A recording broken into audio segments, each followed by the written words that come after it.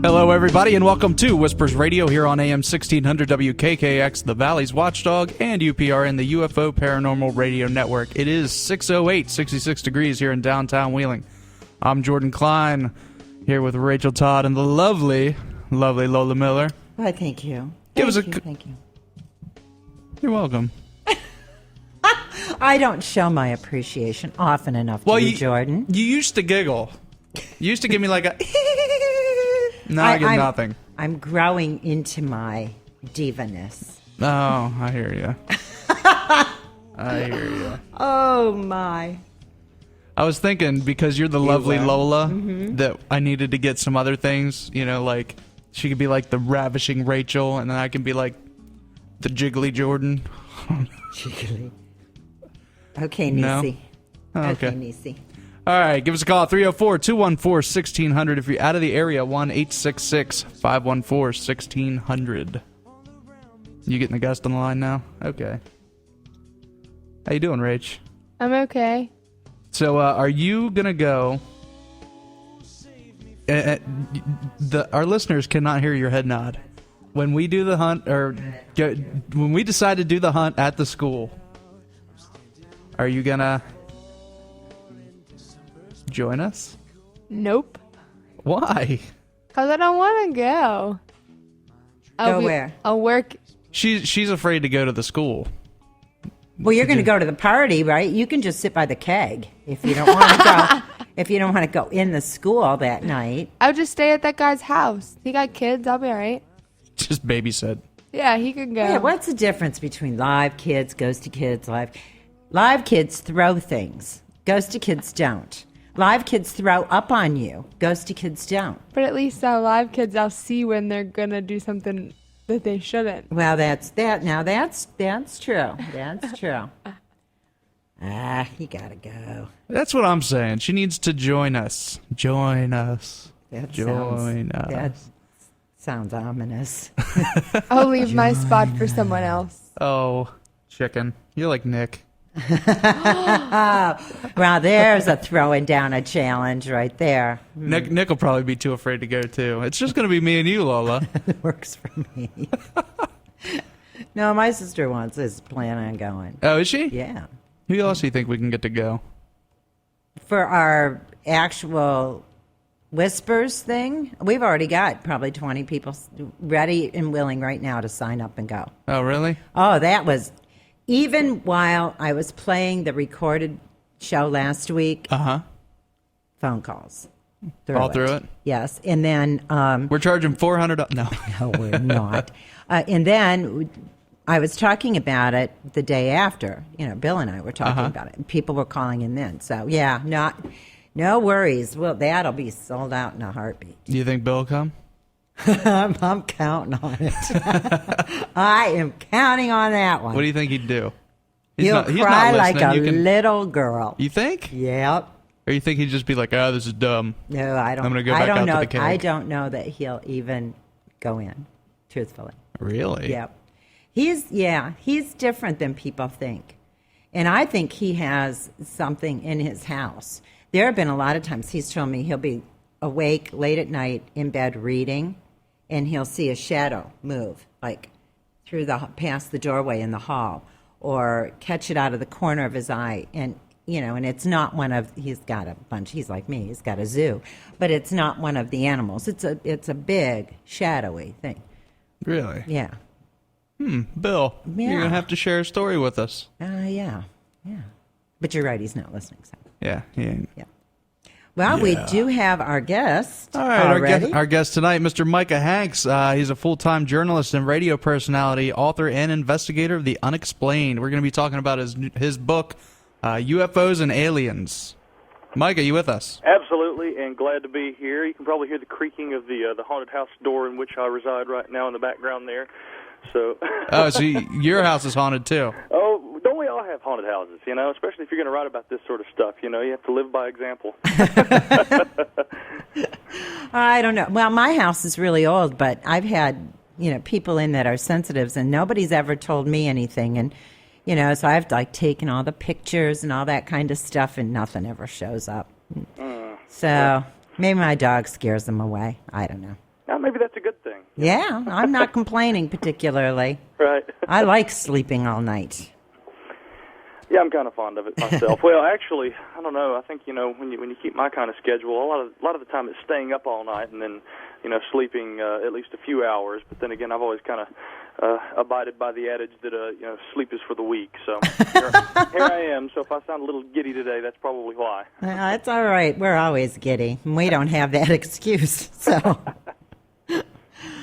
Now, I guess I got to make a correction. UFOs and aliens. It's not a book. That's an article.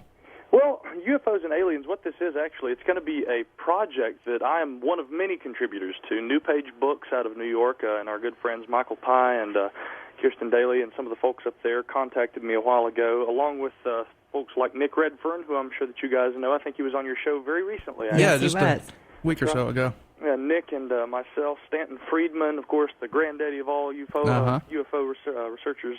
At least, in my school of ufology, I'm sure there were some who come from from times before, eons perhaps, ancient astronauts. But Stanton, I think these days is widely regarded as, well, I think the popular term is the man, and many other people. I mean, there are a number of people who are contributing to this. But the name of the project is actually Exposed, Uncovered, and Declassified UFOs and Aliens.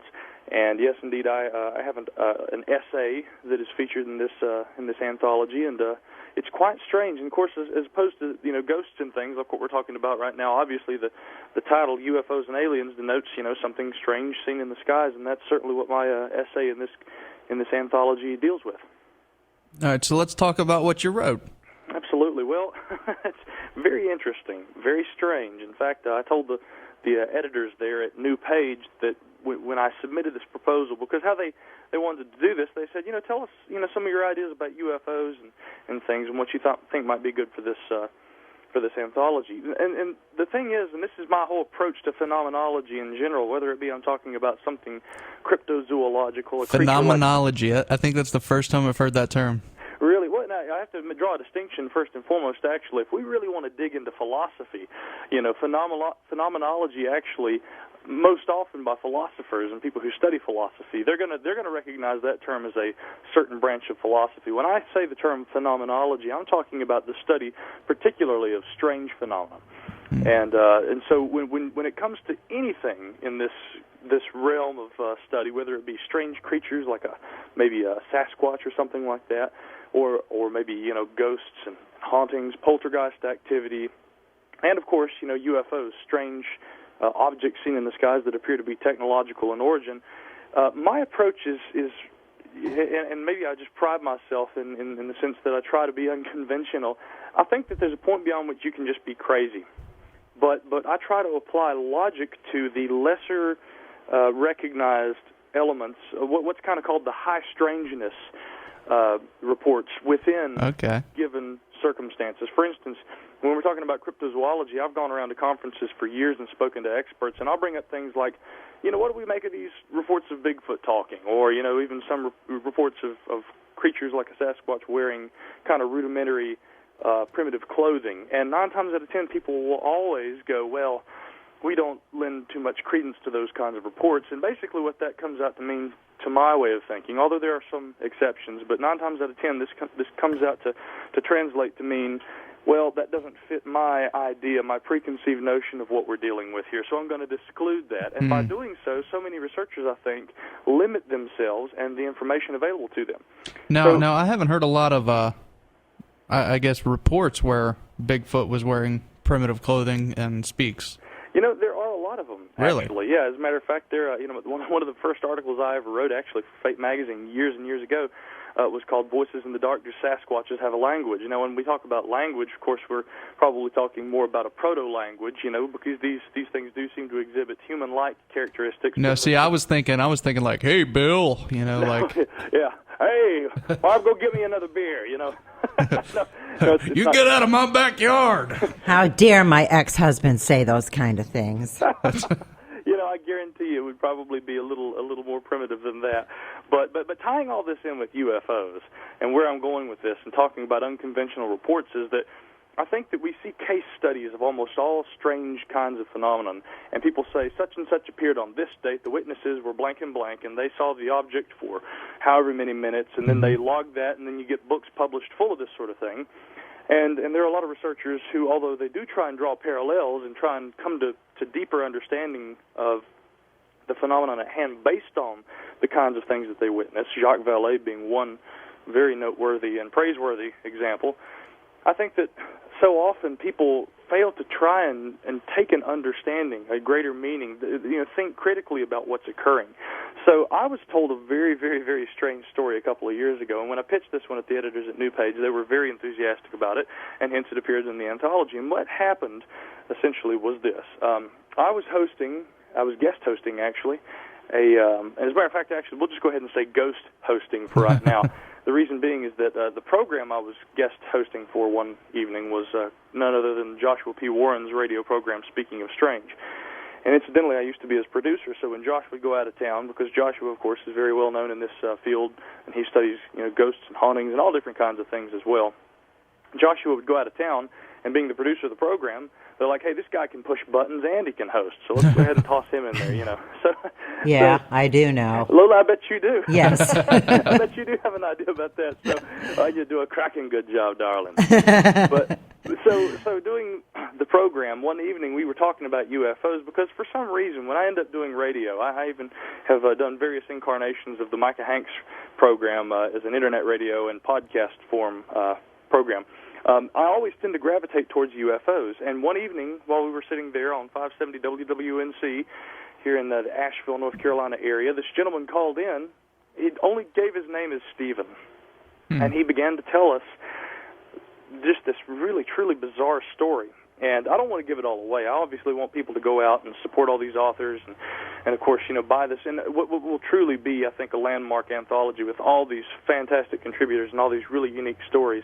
But in a nutshell, what transpired, this was back in the mid to late 1980s, this individual, as I understand it, had been stationed on a military base that was in the Pacific Ocean called Johnston Island, sometimes called Johnston Atoll. And the fellow was a downrange military police officer who had been stationed there and was doing an evening shift, coming in off the shift. And the following morning, he and his crew, I guess we'll call them, were coming in. They were going to, the typical habit was coming in off of a night shift. They'd eat breakfast, and then they'd all kind of get, cleaned up and then go to bed. Stephen and his comrades look up into the air at some point, and they notice what initially looked like a small sort of either black or maybe metallic circle in the air, high above them. And suddenly this thing starts getting bigger and bigger and bigger until literally they said that this object was large enough to cover the air directly above almost the entire island, at the very least a very good portion of it. Wow. They had officials who were on the island that morning who were radioing down to them and saying, we've got this thing, this bogey, whatever you want to call it. It's hovering in the air. We cannot determine its origin.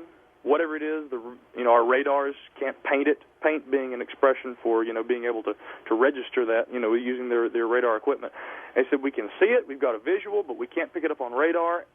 Everybody was aware of it who was awake on the island at that time because this huge, dark, truly ominous craft is just hovering directly overhead.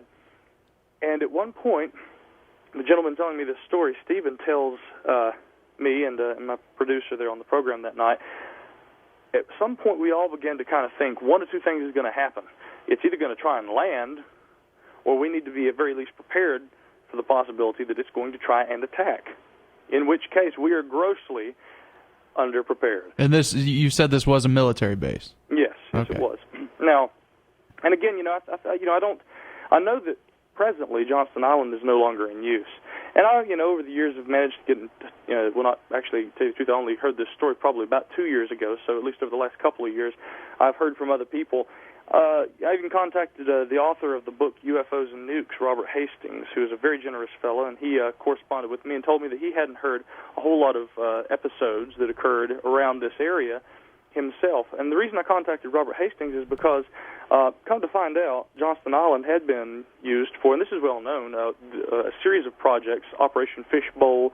I think the specific name of the operation in question that caught my attention was called Starfish Prime. And what this was it was a PGM Thor missile that was launched from Johnston Island.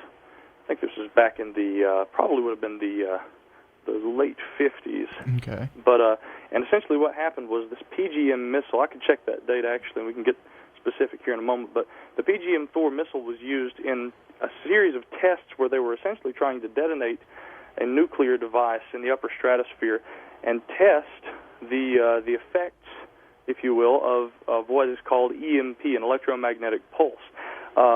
This incident is very interesting because and you can get on Wikipedia and just look up Starfish Prime. What actually ended up happening was that there was a resounding electromagnetic pulse, a shock wave of sorts, that was created by this blast, and the result was that it literally knocked out some of the electrical infrastructure in Hawaii.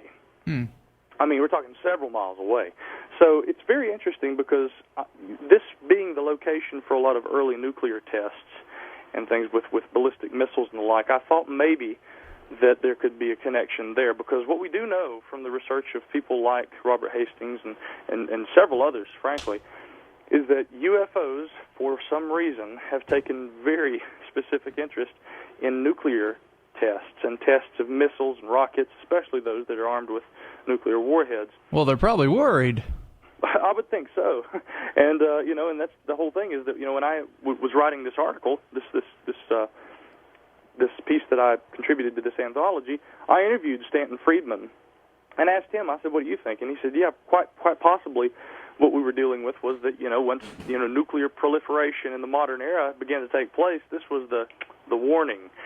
This put us on the radar. Now, I have different feelings about that personally, but I'll state the conventional theory first. Okay. The conventional theory about UFOs and nuclear proliferation would essentially be this, that, after World War II, and we had our first, test blast at Alamogordo, which I think Dr. Robert Oppenheimer called, J. Robert Oppenheimer, called Trinity, and then, of course, we had the subsequent blast at Hiroshima and Nagasaki.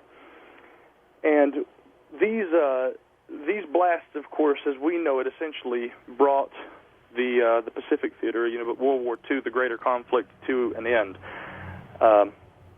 And of course, it's interesting that just years later, 1947, is when we have these official reports.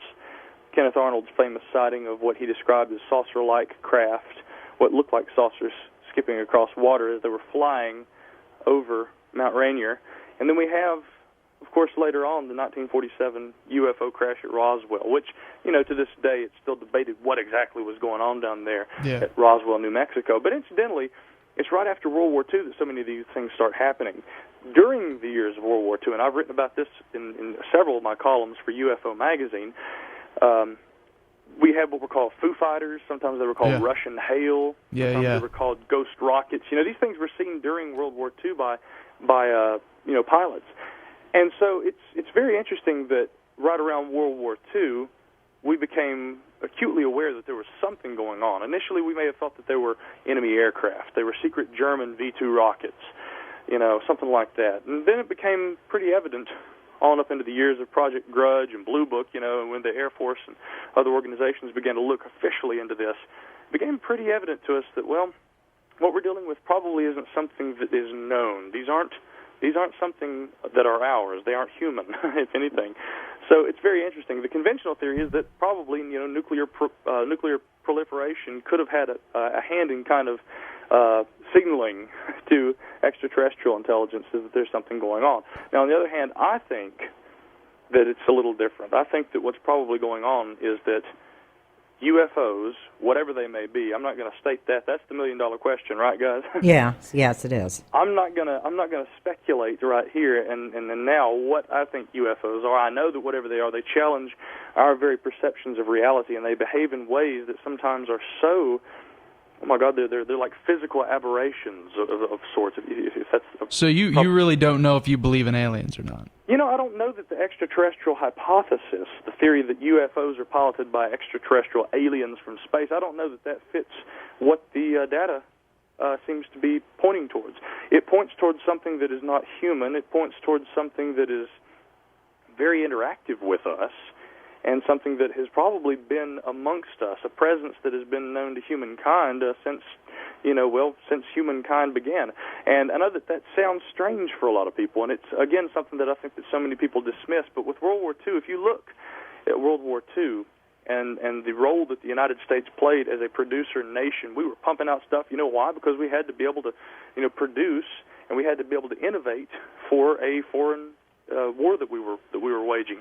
And therefore, the innovations that began during World War II, I've read articles about this that had nothing to do with UFOs, but they point to the fact that the innovations that occurred in the United States and elsewhere during the World War II years led to the stark kinds of technological developments that would literally set the precedent for the next several decades.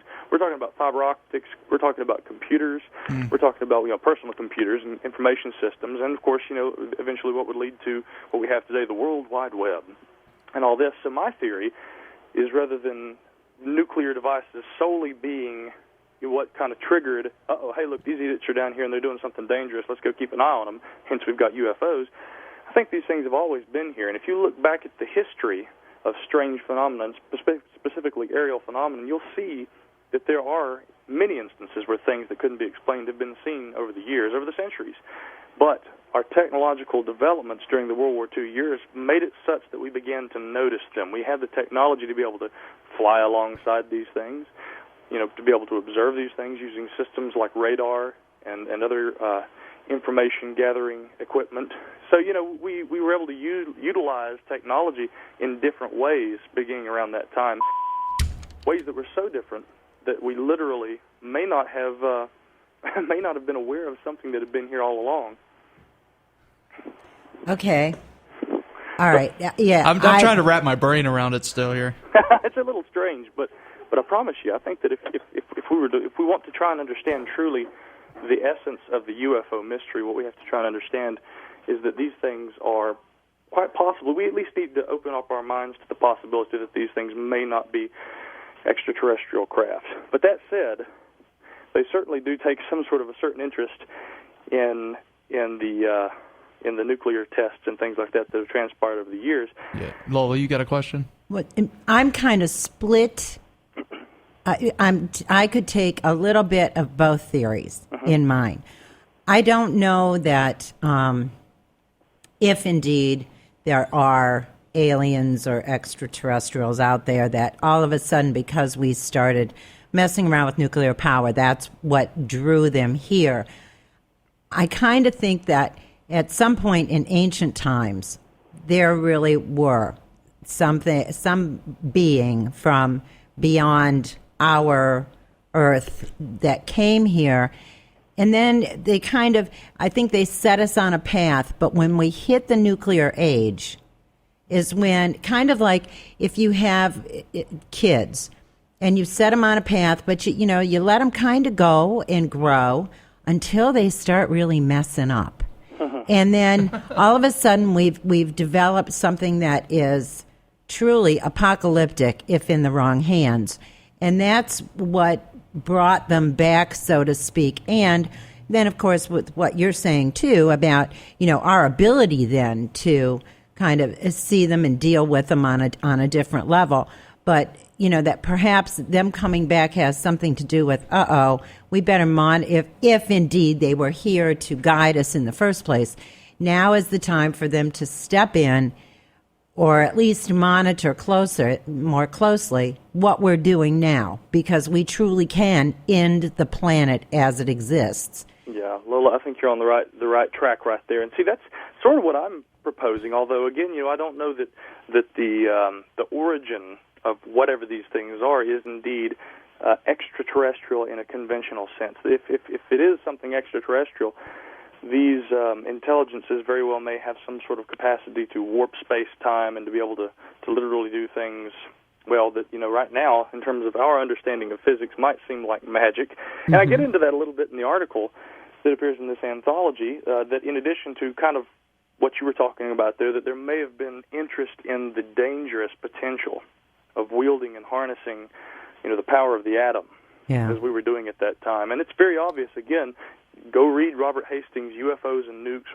or any of the other literature, especially pertaining to these, these military and these official organization studies pertaining to UFOs, it's very evident that, when you look at the history of tests of ballistic missiles, nuclear warheads, and the like, you will find plenty of literature pertaining to UFOs and their appearance during these tests, and even their apparent ability to kind of dislodge and deactivate some of these weapons in mid-flight.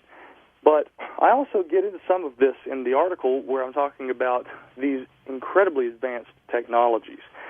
Something that's very interesting about UFOs is that while sometimes they're completely visible, we'll have reports where they're you can see them very clearly, and the witnesses, the observers, clearly can see an object, especially, and this pertains specifically to military reports and the like, and you'll see why in a moment. Even though a visual object is seen by the observers, radar systems and things like that won't pick them up. Sometimes it's quite the opposite. I've heard reports also of radar operators describing what appear to be fleets of objects flying by that when they look out the window, so to speak. Really? Yeah, exactly. They won't be able to see, however, as these objects are being detected on radar.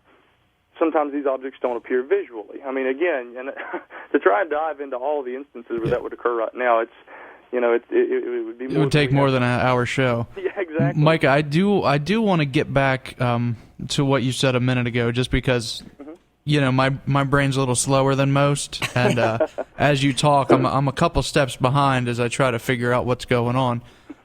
Now, with your belief that, I guess, that the UFOs are not necessarily extraterrestrial, how do you explain, or what would your theory, I guess, be as like the, how do I say, abductions, like the Greys, the reptilians, these type of alien, species that most people are seeing, how would they fit into your theory? That's a great question. The abduction mystery has intrigued and terrified me for years. And it's funny because I began to take, I don't recall who I first heard talk about what was called a dimensional hypothesis. I know that when it comes to UFOs and the idea that they could, instead of something maybe extraterrestrial, that they might possibly be something interdimensional. I think that theory was first, my earliest remembrance of that was being attributed to John Keel, author of the Mothman Prophecies, and for saying things like that, even though this fellow was, quite the collector of tales of strange creatures and UFOs, he was often kind of considered by the more nuts and bolts researchers to be kind of a demonologist, because he was willing to, again, what I call, he was willing to just think outside the box. Now, when it comes to abduction and things like that, clearly something is going on. There is some sort of an experience some people describe having. Yeah.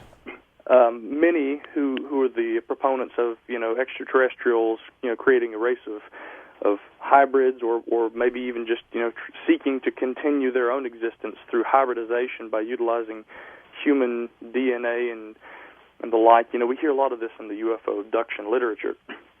Maybe that's the case. I don't know, but what my gut tells me is that we have gathered data where, again, and I don't doubt that people have had encounters with beings. Maybe they have been in what appeared to be some sort of a technological environment. They've had interactions with these entities, and they've even claimed to have had bizarre tests and things done on them. What I do doubt is, rather than the reports that people make themselves, the little inferences I think that are made, the conclusions that are leapt to, so to speak, between case study to case study to case study. And I think that what has occurred is that we take what few fragments of information we are given, and we've kind of woven together a very strange tapestry, and it gives us a very odd story, because we're trying to find some sort of meaning behind all this. Now, when we take a step back out of maybe just the study of UFOs and alien abduction, and people think I'm crazy because I say, if you want to understand alien abduction, maybe we would do well to separate the two, aliens, UFOs, or anything extraterrestrial or perceived to be as such, separate those things from the reports of abduction. And the reason I say that is because we do know that there are similarities between reports of alien abduction and what's called sleep paralysis, Yeah. Fairy folklore and things like that that has been collected around the world for centuries and actually longer than centuries, and also this kind of archetypal subconscious aspect of the human existence, which really, really, really interests me. When I say archetypal, of course, and I talk about this in a psychological sense, naturally Carl Jung comes to mind. And if you read in the works of Carl Jung, he brings up mention not only of phenomenology and of things like that, but he also points out, in a few instances, I remember it was fascinating, he was talking about presences, archetypal presences in dreams that would appear to people as strange diminutive goblins standing around their bed at night. What does that sound like? Yeah, yeah.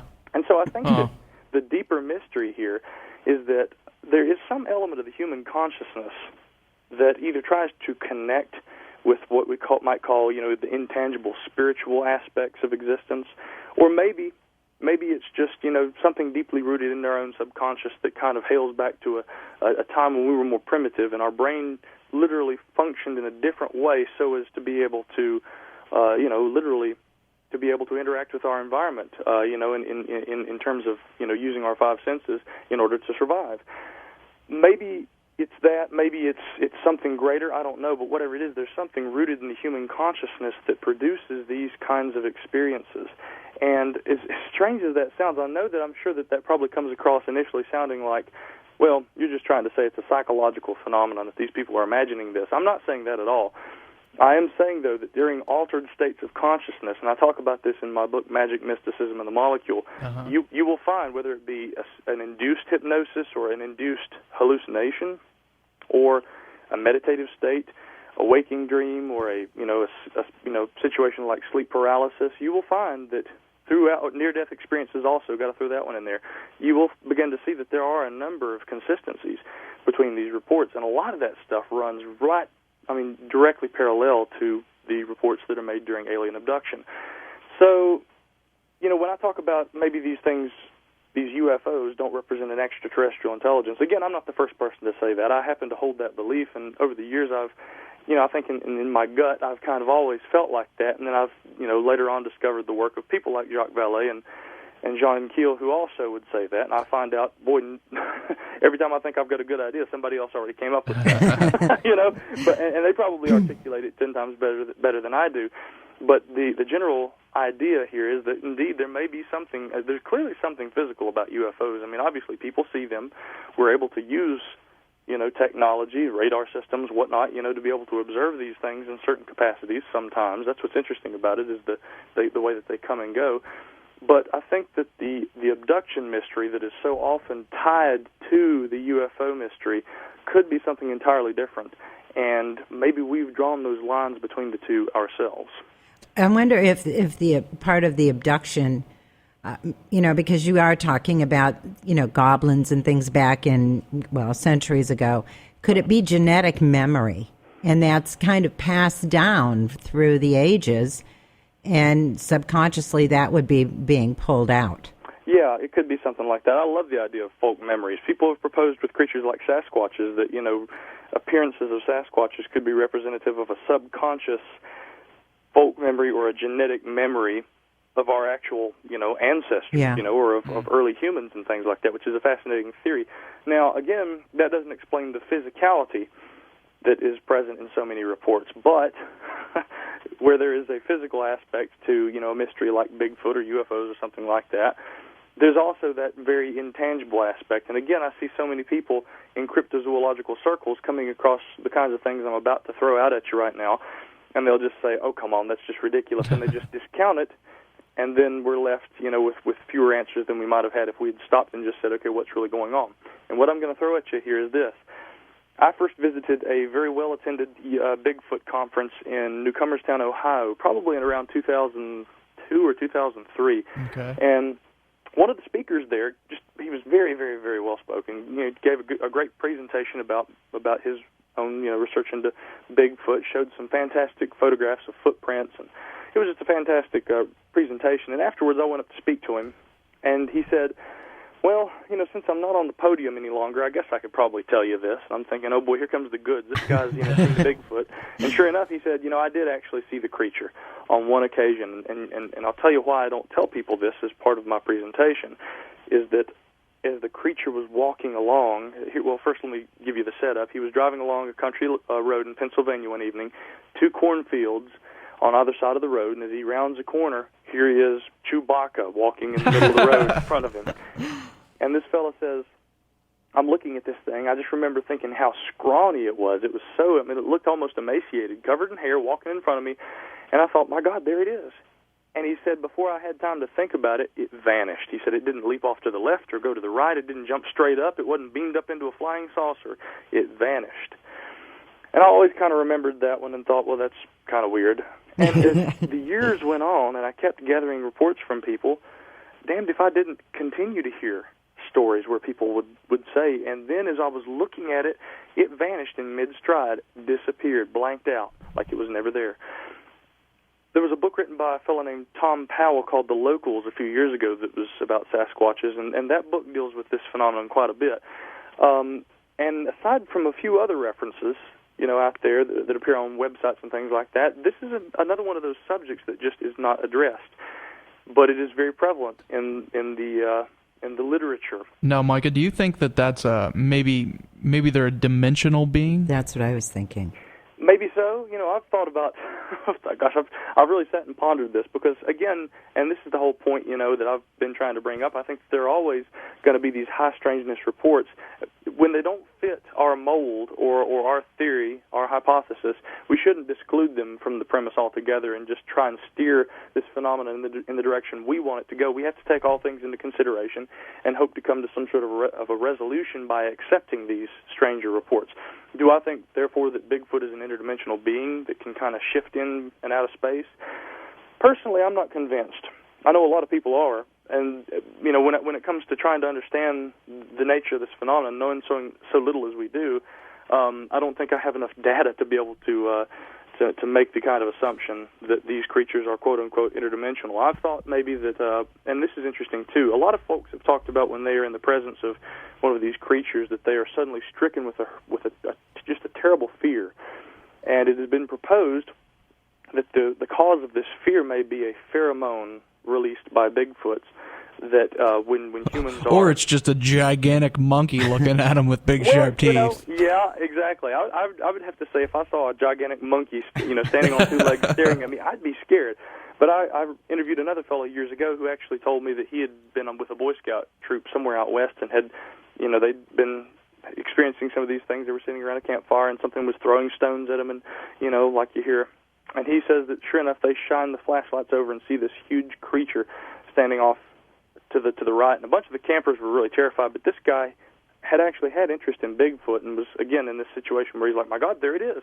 And so he says, I did the only thing that seemed logical at the time. I began running towards it because I knew that if I ran towards this thing, I would at least get a fairly good look at it before it disappeared.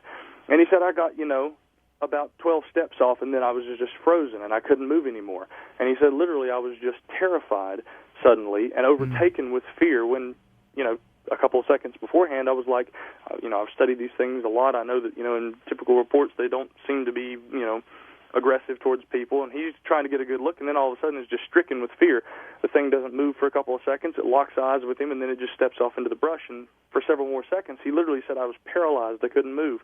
So some of this almost does sound like a nervous sort of response or some sort of a physiological response that people are having to these things. And if they're capable of doing something like that, this weird idea, and I know this is weird, but bear with me. I'm going to throw this one out there. All right, let's hear it. Not like we haven't talked about some weird stuff already. Do you remember there was a film years ago that Alec Baldwin starred in called The Shadow, and it was based on an old series of pulp novels and radio skits and things. Do you remember that? Yeah. The Shadow had this ability to cloud men's minds. Yes. Now in the early the pulp situations, the way that actually worked was that he could use hypnotism to make himself appear as though he were 3 or 4 feet to the right or left of where he was actually standing, so that his enemies, they would shoot at what they thought was him, and the bullets would pass through, and he'd be standing there laughing, and it'd just terrify him. Later on in radio, they just made it that he had the power to cloud men's minds and become invisible. It was easier to explain that to radio audiences. So here we have this character, the Shadow, who can use hypnotism or something similar to cloud someone's perception and appear invisible. Uh-huh. What if there is some sort of a pheromonal capacity, an interaction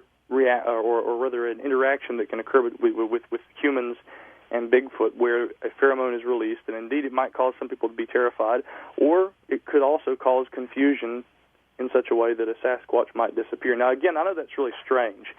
I don't endorse that theory myself, but I'm putting Lola's it out there twitching. You did something to her. So what? So what now? No, I happen to think that is not as far-fetched as people would think. In the animal kingdom, and even in the sea, there are fish and animals that can do that. They produce a chemical that can partially paralyze a prey. So why wouldn't I can find that I can find that easier to believe than I can interdimensional. Well, see, that's kind of the thing also. And again, the reason I'm saying, I'm not just trying to throw crazy ideas out there and then say, oh, but I don't believe it. I'm just playing with you. But the point is, again, I don't have the data to make an educated guess even. Well, I can certainly guess, but I don't have data to support an opinion on the matter. I love it when I hear people say, I am a firm believer in Bigfoot. Well, have you ever seen one? You've read some books about one, but I mean, what about this do you believe, knowing only so much is what you know? Trust me, people do know how to lie as well, and there's a lot of that that goes on. And this is why when I do this sort of thing, when I'm investigating these sorts of things or writing about them, I tell people first and foremost to let me be up front with you. I'm a skeptic. Oh, really? You're talking about Bigfoot clouding men's minds and turning invisible. Well, exactly. But the thing is that, again, this is just a theory. I'm putting it out there because clearly there's something, if we were to believe these eyewitness reports, there is something that is occurring. We don't know what. But if we discount those theories altogether, or rather those reports and those stories of the truly weird stuff, the high strangeness, we're probably doing ourselves a greater disservice in the long run. So I have occasionally, leapt into the realm of kind of bizarre speculation because, indeed, we could say Bigfoot disappears, maybe he's interdimensional, maybe he's an alien, or maybe he's a biological organism like so many others here on planet Earth that have evolved in really, truly amazing ways and can do very incredible, almost what would appear to be magical things in a very biological and real way. See, I like that theory. Bigfoot's magic. Bigfoot magic. No, I knew Jordan would do that. But really, that one to me is more palatable than anything else. And it would explain a lot of different sightings. And like you said, all of a sudden they're there and then they're gone. Mm-hmm. Well, if some kind of a chemical reaction hit you and hit your brain, all it would take would be, a split second. It wouldn't have to be anything that would last or, Right. So, yeah, I kind of like that theory. Yeah, it's interesting, and the point is, again, because, I know that when I emailed Jordan, we'd been talking about UFOs and things like that, but the reason I tie all this stuff together is because, again, when we see strange things, these stranger aspects of existence, to me, and I do take a very philosophical approach to it in the sense that they do one thing for me. They challenge conventional thinking, and they literally press against the boundaries of what I understand to be reality. And in doing so, I have literally had to stop and think a lot lately about, well, what is reality really? Really? What do we really know? What do we know? What do the five senses really tell us about our surroundings? Could we be deceived? Do I really know that there are people on the other end of this telephone line and that I'm having a conversation with them right now? My five senses tell me, yes, this is the case. But, again, in terms of reality and perception and consciousness, things may not truly be as they seem. And so for me, strange phenomenon represents, these aspects of our existence that push the boundaries. They represent pathways to kind of understanding truly what is really going on. And what's just so tragic about it is that 9 times out of 10, although I think people maybe, and maybe I'm generalizing, but I think people nowadays tend to be more open-minded toward this sort of discussion.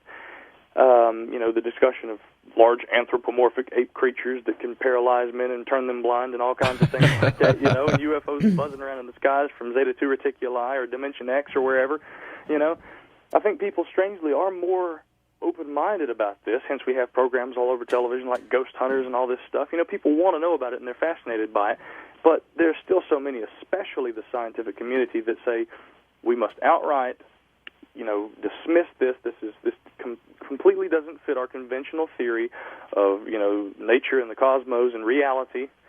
And in truth, we really just don't know what reality is. We've been trying to figure it out. And we can kind of, throw our best guess, down. We can throw horseshoes around it every now and then, but we haven't gotten close enough to touch it yet. So, and that's what all these things represent for me. And I hope that with this new anthology coming out, it's one of several I'll be contributing to with New Page and the folks there. I hope. Now, will they all be UFO based or? No, as a matter of fact, actually, I know that if you go to the New Page Books website, you can actually see there that there will be very soon a ghost and hauntings anthology that's going to be coming out, and then there's going to be some other ones on down the road. Maybe I'm not at liberty to speak about that. The MIBs have told me I can't talk about this just yet.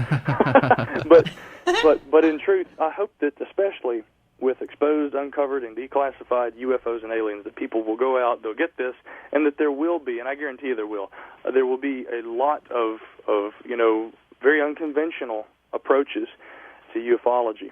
The editors, Michael and Kirsten, have worked very hard to help, gather, writers and topics that are not the conventional. We saw a flying saucer hovering over a field. It shot a beam down at our cow. The cow was dead the next morning, and it was missing all of its soft organs, and there were radiation burns all over the people there on the farm. I mean, it's not conventional stuff, and it's hopefully going to be something that will be very mind-expanding in an entirely wholesome and family-driven way, and also something that will be very educational for people who are interested in this sort of thing. And that's what we need. We need people who are willing to break the mold and think outside the box. Now, I want to ask you, we're really almost out of time. Have you ever seen a UFO? You want to know the truth? Well, yeah. I don't know if you can handle the truth. I don't know if you can handle the question. Yeah, exactly why I'm dodging. No, in truth, I have never seen what I would call a intelligently controlled craft. Now, and this could be the subject of an entirely different interview, but I talk about it. As a matter of fact, in the last week and a half, I've done 2 other interviews where I've talked, a great deal about this, and I'm glad we didn't get onto this today. But the Brown Mountain Lights are a phenomenon seen in the Linville Gorge in western North Carolina, where I actually was visiting yesterday, doing some field work and some study. These are, strange, what people call ghost lights, but in a conventional sense, I guess they behave a lot like what we recognize to be UFOs, strange lights that buzz around and move around in the sky. Yeah.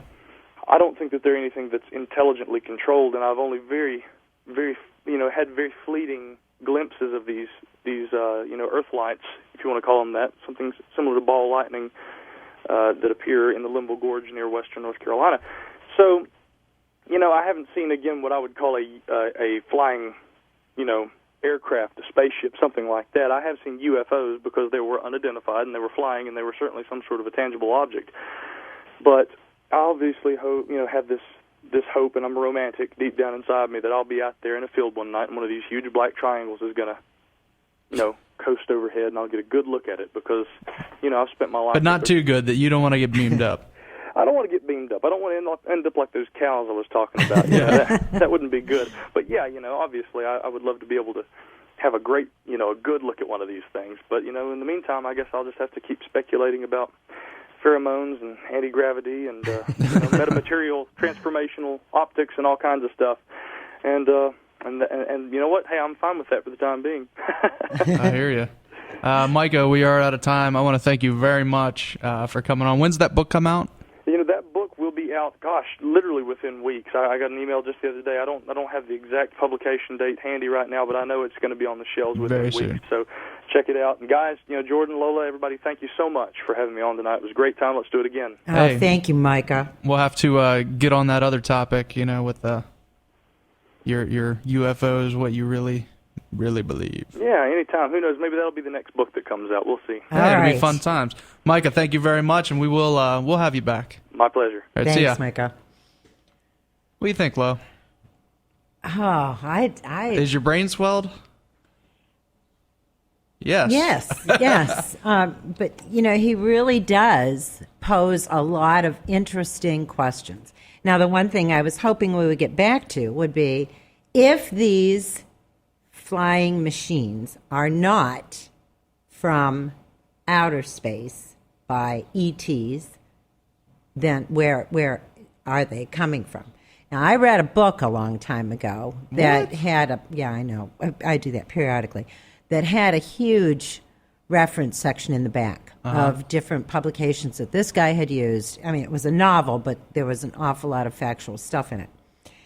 And his theory that he promoted, at least during the story, was that indeed saucers are man-made and that there are bases in the poles, either North Pole or Antarctica, because those are the two places that you don't have people coming and wandering about, and that there are bases, on the poles. That's kind of like Joe Montaldo talks about those mill labs, military labs where you get abducted by the military and they kind of erase your mind.